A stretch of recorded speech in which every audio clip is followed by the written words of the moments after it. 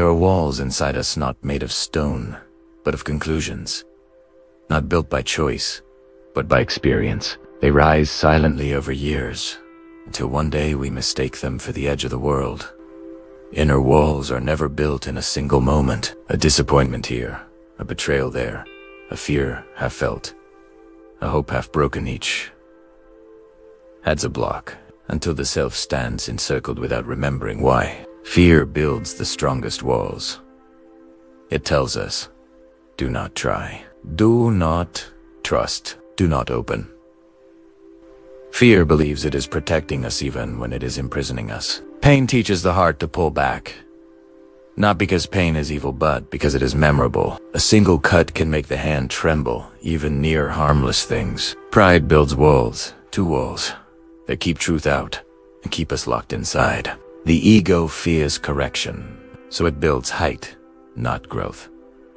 The most subtle wall is certainty. I already know. I already understand. I've seen this before. The mind shuts the door long before truth knocks. Some walls are simply routines repeated until they harden. We walk the same emotional paths, react the same way, think the same thoughts, not because they are right, but because they are familiar. Assumptions build walls without evidence. They turn shadows into threats, silence into rejection, and difference into danger. Assumptions imprison us in a world smaller than truth. Comparison traps the heart in a cage of not enough. It hides blessings behind the illusion that someone else possesses more. But comparison is a wall with no door, you only enter deeper.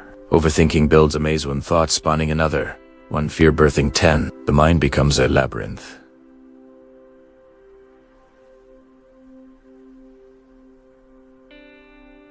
With no exit in sight. Guilt does not only weigh its walls, it convinces a soul that return is impossible, that light is unreachable, that change is too late.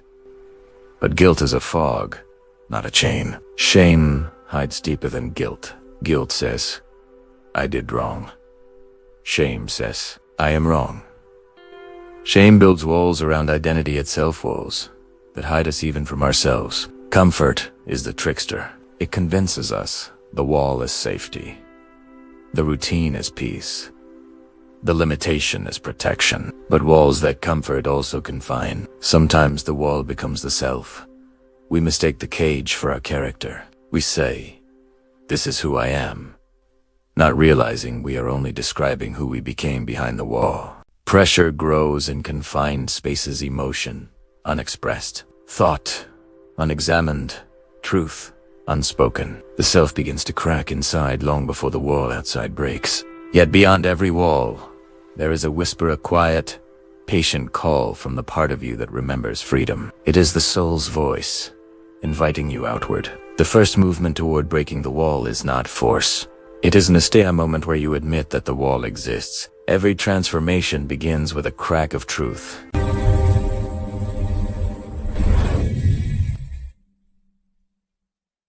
A single crack can change the entire room. Light needs only the smallest opening to rewrite darkness. One honest moment, one breath of courage, and the walls that felt eternal begin to loosen. Yet the first step outward is terrifying. The wall, though confining, was predictable. Beyond it lies the unknown, freedom mixed with uncertainty. Growth always begins where comfort ends. Old walls call us back, not through force, but through familiarity. They whisper, stay where you've always been. Think as you've always thought. But the world outside is larger than the prison within. Truth does not force its way in. It nudges. It waits. It invites. The walls break not when truth grows louder, but when the heart grows quieter. Every wall weakens when questioned. Why do I fear this? Who taught me to think this way? Is this belief true or just inherited? Questions are hammers in the hands of the sincere. There is always a door. Always. But it can only be seen after questioning the wall. The same place that once felt sealed begins to shimmer with possibility. The first step outward feels like leaving a part of yourself behind. But it is not a loss, it is a release. You are not stepping out of identity. but out of limitation. When walls break, the weight falls with them. The body breathes deeper. The heart beats slower.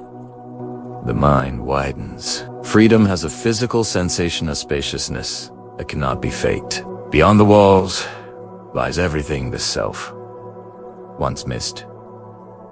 Clarity, possibility, connection. And the quiet voice of the solo voice drowned for years under the noise inside the cage. Breaking walls is not about escape it is about reclaiming space. The heart was created wide, the soul expansive. Confined living was never meant to be a permanent home. Even after freedom, the temptation to rebuild returns. Old patterns whisper, old fears echo, old attachments offer shelter.